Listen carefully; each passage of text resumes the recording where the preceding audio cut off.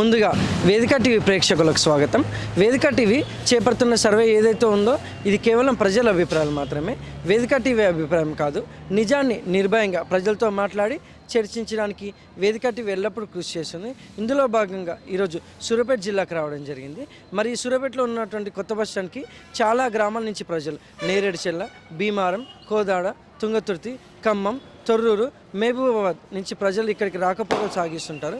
మరి ఇక్కడికి వచ్చిన ప్రజలతో మాట్లాడి కాంగ్రెస్ టైంలో రేవంత్ రెడ్డి గారి పాలన విధి విధానాలు ఏ విధంగా జరుగుతున్నాయి, మరి అలాగే రేవంత్ రెడ్డి గారు ప్రవేశపెట్టిన ఈ 6 గ్యారెంటీలు కానీ సంక్షేమ పథకాలు కానీ లబ్ధిదారులకు ఏ విధంగా లబ్ధి చేకూరుతున్నాయి, మరి గతంలో కేసీఆర్ గారి పాలన విధి విధానాలు ఏ విధంగా జరిగిన విషయాన్ని ఇక్కడికున్న ప్రజలతో మాట్లాడి వాళ్ళ యొక్క అభిప్రాయం తెలుసుకునే ప్రయత్నం చేద్దాం. నమస్తే సార్. నమస్తే అండి. మీ పేరు సార్? రమేష్ అండి. ఏం చేస్తుంటారు సార్? నేను ప్రైవేట్ జాబ్ చేస్తానండి. గ్రామం, మండలం? గ్రామం అండి. ఇది మాది మిర్యాలగూడ పక్కన. సీఎం రేవంత్ రెడ్డి గారి పాలనపై మీ అభిప్రాయం ఏంటి సార్? బాగుందండి. ఇప్పుడు సన్న బియ్యం కూడా ఇచ్చిండు కదా, పర్వాలేదు. తినగలిగే బియ్యం అయితే ఇచ్చినాడండి. రుణమాఫీ కూడా అయినది, బెటర్. 1 year అయితే పర్వాలేదండి. మరి నిరుద్యోగులకు కొద్దిగా ఏదైనా చేస్తే మంచిగా ఉంటుంది. ఇక మరి గతంలో కేసీఆర్ గారి పాలనపై మీ అభిప్రాయం ఏంటి సార్? ఆయన అంత ముందు చేసినట్టు కానీ ఏది చేసినట్టు కూడా లేదు.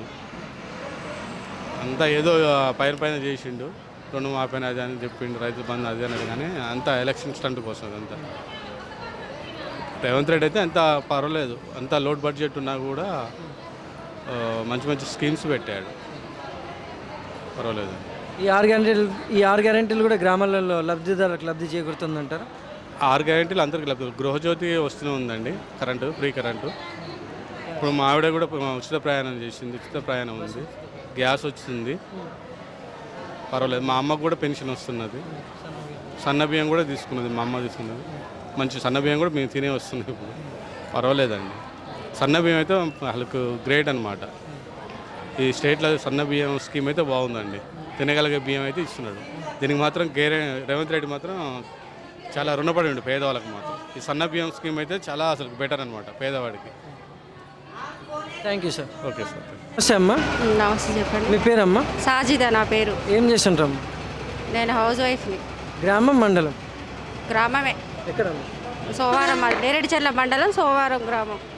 సీఎం రేవంత్ రెడ్డి గారి పాలనపై మీ అభిప్రాయం ఏంటమ్మా? సీఎం రేవంత్ రెడ్డి పాలన అస్సలు ఏం బాగాలేదు. మా మహిళలకి కేసీఆర్ ఉన్నప్పుడు వట్టిక సిస్టమ్ ఉండే జాబ్లో, అయితే వట్టిక ఈయన రాగానే వట్టిక సిస్టమ్ని తీసేసి మొత్తం హారిజెంటల్ సిస్టమ్ తీసుకొచ్చిండు. అయితే మొన్న గ్రూప్ 1, గ్రూప్ 2 ఏదైనా ఏ జాబ్స్ మొన్న గురుకులో కూడా చాలామంది మహిళలు నష్టపోయారు. దానివల్ల మేమైతే అతని పైన అయితే మస్తు కోపంగా ఉన్న. ఫ్రీ బస్సులు ఎవరు ఏమన్నారు ఆయనని? ఎవరు ఏమన్నారు? ఇప్పుడు జాబ్ చేసే వాళ్ళు కూడా టైంకి వాళ్ళకి పేమెంట్ రావట్లేదు. అన్నీ కాస్ట్ కూడా పెరిగినాయి. మనం నిత్యం ఏవైతే తీసుకుంటామో అవన్నీ కాస్ట్ మొత్తం పెరిగిపోయింది. ముఖ్యంగా అయితే మహిళలకు రావాల్సిన వర్టికల్ సిస్టమ్ని తీసేసి హారిజంటల్ తీసుకొచ్చిండు, అంతే. మరి గతంలో కేసీఆర్ గారి పాలనపై మీ అభిప్రాయం ఏంటమ్మా? గతంలో కేసీఆర్ సూపర్ చేసిండు, చాలా బాగా చేసిండు. ఏదైనా సరే మాకైతే మహిళలకైతే మంచిగా చేసిండు. పథకాలు కూడా రైతు బంధు టైంకి వచ్చేది.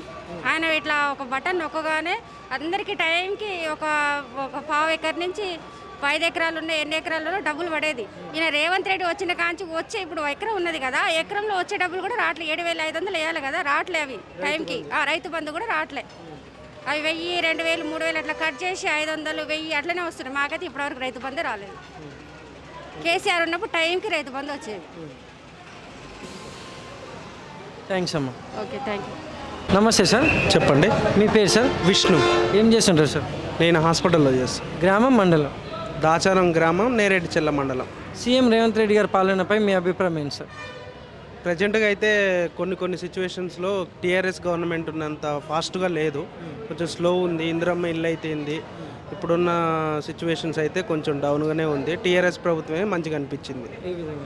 ఏ విధంగానైనా కూడా ఇప్పుడు కళ్యాణ లక్ష్మి అయితేంది, ఈ షాదీ ముబారక్ అయితేంది, తొందరగా పథకాలు అందడం కానీ అలాంటి విషయంలో తొందరగా అందినాయి పథకాలు. ఇప్పుడున్న గవర్నమెంట్ ఏంటంటే రైతు బంధు కానీ అవి కానీ కొంచెం లేట్ అవుతుంది. కొంచెం స్పీడ్గా ఇస్తే మంచిది జనాలకు. బడ్జెట్ ప్రాబ్లం వల్ల అంటారా? బడ్జెట్ ప్రాబ్లము, అందులో టీఆర్ఎస్ గవర్నమెంట్ అప్పు చేసైనా పేదోడికి మంచి చేసింది. ఈ ప్రభుత్వం ఏంటంటే అప్పు ఉంది అని చెప్పేసి రోజు డిలే చేస్తుంది. మరి గతంలో కేసీఆర్ గారి పాలనపై మీ అభిప్రాయం ఏంటి సార్? కేసీఆర్ గారి పాలన బెస్ట్ పాలన. ఎందుకంటే ఆయన అప్పు చేసిండా ఏం చేసిండా అనేది తర్వాత సంగతి. పేదోడికి మంచి చేసిండు, అది మాత్రం బెటర్. ఈ గవర్నమెంట్ మాత్రం కొంచెం నిరాశగా ఉంది మా గ్రామ స్థాయిలో ఇప్పుడైతే అభివృద్ధి జరుగుతుందంటారు సార్ ఈ 6 గ్యారెంటీలు? 6 గ్యారెంటీలలో రేషన్ కార్డు ఇంతవరకు రాలేదు.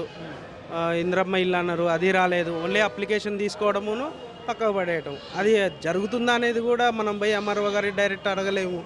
ఇదేందని మనం మాట్లాడలేము. ఏదైనా పోయినా కూడా అవుతుందండి అంటున్నారు. ఇంతవరకు అయితే ఏది అయిందైతే కనబడట్లేదు. Thank you sir. Okay, thank you. నమస్తే సార్. నమస్తే. మీ పేరు సార్? నాగిరెడ్డి వెంకటరెడ్డి, ఏం చేస్తుంటారు సార్?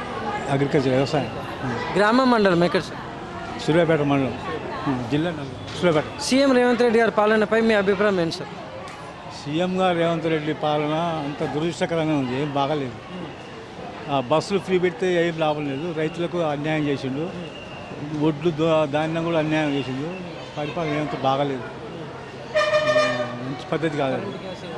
కరెంటు వస్తుంది బాగా, ఒకటి మంచిగా చేసిండు.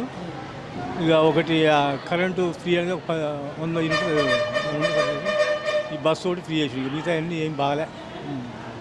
మరి గతంలో కేసీఆర్ గారి పాలనపై మీ అభిప్రాయం ఏంటి సార్? కేసీఆర్ పాలనలో ఆయన చేసే పనులన్నీ ఎవరికి ఇసుకుపడలే, అందరూ మంచిగానే సుఖపడ్డరు, బాగానే సంతోషంగా బాగానే అమలు చేసి బాగానే మంచిగా పని చేసింది కేసీఆర్. Thank you sir. అవును.